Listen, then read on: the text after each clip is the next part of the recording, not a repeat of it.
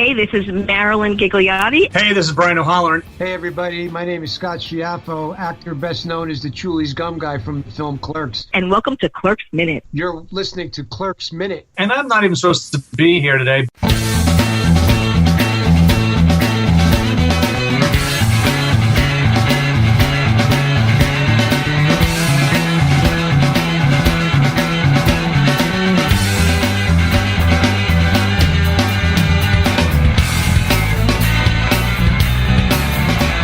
Hello, everybody, and welcome back to Clerks Minute, the show where we look back at 1994, Kevin Smith classic, One Little Bathroom, Bam Bam, minute at a time. I'm Blake! I'm Kyle. And we are back, and things are about to go to shit, as you so elegantly put it right before we press play on this minute. And appropriately, one of the first shots in this is of someone actually coming out of a restroom. Well, no. The first scene actually is, the first moment of this moment is actually Caitlin walking away to go to the bathroom. That's the first thing we see. End of the last minute, end of the conversation, and she walks away. What is our word for this scene? Our word for the scene is quandary. A state of perplexity or uncertainty, especially as to what to do, dilemma. And boy, this is going to get fun. Well, before we get to the meat of the conversation, we had a callback scene, which is very funny. It's going to be quite a quandary. Well, you're gonna. I guarantee you didn't know about this scene. This is very funny. Okay. As Caitlin walks away, the mother and small child from earlier in the movie from the video store show up. From the Happy Scrappy scene earlier in the movie show up. Oh, good God.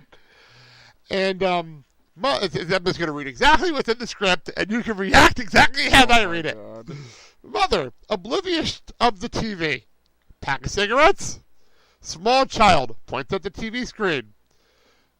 Cunt!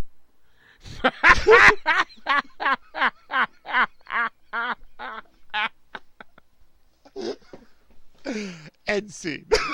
Hey, it's what children all over the country say when they see Ann Coulter on TV. Oh my God! So that was cut for the movie. There you go.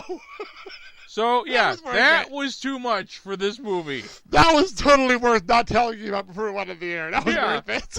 That's fantastic. Okay, so we cut back, and Randall is Ass blasters from outer space. But no, a kid yelling cut on the TV screen. Yeah. That's too much for this movie. Yeah. That's what I'm getting on it. We're also getting late in the movies. They might just trim stuff for time at this point.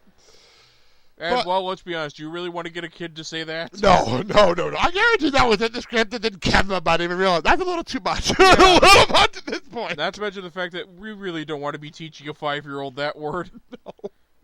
No, there's enough weird shit in this movie. That's not something we need to deal with. So, we get back, and I love the fact that we come back from our word, the black screen with the word on it, and we come back, and Randall is studying the word balloon from earlier. Just sitting there and looking at it, like, impressive me at work here. Work. Just staring at it, and Dante not missing a fucking step, walks back in and says, "Who is cock?" It's a beat. I love it. Oh, in my opinion, you do. Oh, jeez. Not to mention the fact that it looks like you... Now, I gotta ask. Go ahead. I'll rewind so you can see the outfit better. Did he leave Cliff Huxtable alive when he stole his sweater? I know! What is with this outfit? It is absolutely terrible. Yeah. You're absolutely right. It's a terrible outfit. Like, where did he get this sweater? Was it in his closet earlier? We just didn't see it. Because it's an absolutely terrible sweater. I'm scrubbing to the moment so you can pause it on this sweater. Maybe it's just leftover carpet that he just fashioned into a sweater. Is it like in Hairspray? Back to Hairspray again. Second reference in this recording session, where she actually made her dress out of a curtain. And if you watch You Can't Stop the Beat, you can actually see the curtain rings on the bottom of her dress. Have you ever noticed that? If you watch You Can't Stop the Beat again, and you watch the dance sequence, and they zoom out when she's doing her solo in the middle of that song, they zoom out, you can see on the very bottom of the dress little rings from the top of the curtain. It's so subtle, but I heard it on the commentary. Now I can't unsee it. I can't unsee it. It's very, very funny. It's not one of those things you can't unsee where it's going to ruin the scene, but it adds character, which is very funny. You know what I mean? She Carol Burnetted it. It's hysterical. Yeah. But yeah, I'm looking at this sweater. It's I don't even know how to describe that. It's like it's almost like Ross Geller meets the Huxtables. That's what this sweater says to me. It looks like he made it out of the carpet from the Overlook Hotel. Well played. Well played. So, I love the fact, though, Randall, by the way, calls the burners from earlier. Yeah. I'm just putting quotation marks up for people that obviously don't see us. Bunch of savages in this town. It's really. Randall goes and says, Caitlin's in the back. You might want to see if she's okay. Boy, that's an ironic statement. Yeah. That's irony. She's been back there a long time. How long has she actually been back there? Yeah. Like, how long has it been between when we last left the scene and came back? Has it been like 15? Because if Dante's been gone for an hour. Yeah. They had that conversation. How long has she been back there? Yeah. About a half hour? I don't know. 15, 20 minutes? Like, well, let's see. How far along into the porno is Randall? I have no idea. Yeah. How long is this porno? That's the other question I have. How the hell long is this porno? Like, it's an epic saga. It's an epic saga of chicks with dicks fucking each other for hours on end. Is there a storyline? Is there?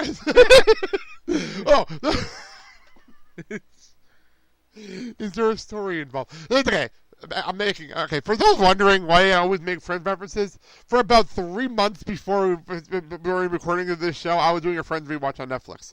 And I watched a lot of Friends at work, so just to clarify. TBS aired the Friends episodes from 10:30 in the morning until 3. Yeah. So anytime during the day, I'll have TBS on and the Friends is on. There's a joke in, I think, season 2 of Friends, where Joey goes and says, Joey revealed that he was in a porno movie. But he's not naked in the movie. Yeah. But the joke is, they pop the tape in and it's like, what's the story? Yeah. That's the joke. That's the obvious joke you make going into a porno. It's Which a joke actually may be a reference to Matt LeBlanc actually being in an episode of Red Shoe Diaries before he went into Friends. That might be it. Yeah. But the joke here is they're like, wait, this is priceless. We got to put this in. Pretty much, there's a lot of that in this show sometimes. But they go and say, well, what's the storyline? And Joey's like, I come in to fix the copier, and I can't get the copier because they're doing another copier. So funny. And then they're watching it, and you hear Joey's line, and then you hear them going at it, and then Joey's just pointing himself out like, "There's me." There's me. There's me. His butt is blocking my face. There's me. My God, wait. So funny. Wait. There's a difference between how his face looks and how the guy's ass looks. Oh, come on. It's come on. That's mean. Yeah. All right. Caitlin's in the back. Okay, back her. She's back there a long time. And Dante clarified there are no lights back there. Randall said, I told her that. Fine. She didn't need any. This is where the opening line that's going to be in the post-credit scene. It's a post-credit scene in this episode, guys. Post-credit moment in this episode. Why don't you just join her, man? Make a little bathroom bam bam. Yeah. What the fuck? Well, she's so horny, she'll love him a long time. Hold on. Dante, though, I love your sexy talk. It's so kindergarten. Poo-poo, wee-wee. Fuck you. So, I don't think I've ever heard a kindergartner say that. Well, that was Randall. Well, yeah, obviously, never mind. So the cooler down. Okay, I had to read this right. Okay, in the script, the cooler down is heard opening. I don't know what the hell that means. The cooler down is heard opening. What does that even mean? The cooler. That's exactly what it says here. The cooler down is heard opening. I don't know what that means. Oh, keep going. Maybe. Anyway, okay. Caitlin walks out lazily down the convenience store aisle. She looks very satisfied. Dante and Randall regard her curiously. She joins them, latching on to Dante's arm lovingly. I don't know what that first line means. So maybe the cooler is next to the bathroom, or like I don't understand why that works. Maybe they meant cooler door or something. I don't get it. So Caitlin, this is fantastic. There's so much here. Caitlin goes and asks, "How did you get here so fast?" That's what you said the last time they had sex, which probably led to the breakup. Dante's response. The only time a fast finish is appropriate in bed is if you're playing a racing game. Well, quickies. Yeah. Quickies, a quickie, you could just want to be quick in and out. So Yeah. that's not, I mean, I'm just being honest. You know what I mean? And It's it goes serious. in and out and in and out and in and out. I don't even know what that reference is, but it's funny. That was something from the Prairie Home Companion. The only reason I know that is because it's because UJ was obsessed with that. Got it. Okay, I just didn't know the reference. So Dante, really confused, and I can't really blame him at this point. I'm very, very confused. Yeah. I left like an hour ago. By the way, though, how the hell did it take him? Did he take a shower? It must have took a shower. There's no other way that it took him an hour to go home and get changed and come back. There's no way. Maybe he had to go and take a Mondo Duke. Oh, jeez. Caitlin actually, okay, the wording in here is different than on here, but I'll just read what's in the script. Do you always talk weird after you violate women? Are you aware that's a sentence that just came out of your mouth? Are you aware that's in the script that I'm reading in front of me? No. I was talking about the character. Are you aware that that's a sentence that just came out of your mouth? Well, the line of the movie is, do you always talk that word after you violate a woman? Which is still not as good. Yeah. But at least it's clarified to one person, so I understand her point. That's one of those where you just go, boy, that's a lie that sounds incredibly nasty when taken out of context. Especially nowadays. Especially nowadays, you know? Hashtag #Me2. Yeah. Which, by the way, I gotta point this, Go for it. I gotta point this whole thing out. Someone pointed this out about the Oscars, and I gotta agree with them. They shun James Franco, but yet they welcome Kobe Bryant, who's a guy that they pretty much openly admitted to sexual assault. He was found guilty of rape. Yeah, That's the truth. He was found guilty of rape. That's a good point. That's a valid point that I didn't even think about. and That's then a you good have all point. these people going, I'd like to be in a movie with him. Yeah. Well, let's be. How the hell is Kobe Bryant an Oscar winner? That's the question I have. Like, how did this happen? Like, how did this? What world are we living in that Kobe Bryant's an Oscar winner? I have an idea as to why, but I don't want to Say it. Say it, dude. Well, I think it may have to do with his skin pigment. You think he's the black guy? You think Yeah. that's why he won? Yeah. I mean, serious. I mean that's why they're not bringing this up. Oh, because he's black, and that means they're not going to bring up the fact of the rape allegations. Yeah. Yeah, because, we got to be very politically correct, Yeah, that's weird. Okay. That's just weird in the Me and- Too world we're living in. That's weird. Yeah. You're right. Now that I never thought about it until you said it. It's a very valid point that I didn't think about. Yeah, just to clarify, I'm about as left as you could possibly get, and even I have to say, this is borderline hypocritical, especially that you're celebrating female empowerment. And Especially in the Golden Globes and everything, Yeah, and you shun James Franco and all these other people for sexual misconduct, but yet you give one to a guy who was found guilty of rape. That's a valid point. That's a very valid point. I never thought about it that way. It's a good point. Well, there's going, it's all water under the bridge. I mean, he did his time in that. Well, that's why I have issues with in Ray Lewis in the NFL. I have a big problem with him because he for those who don't know who Ray Lewis is, you probably don't know who Ray Lewis is. Yeah. Ray Lewis was a Baltimore Raven.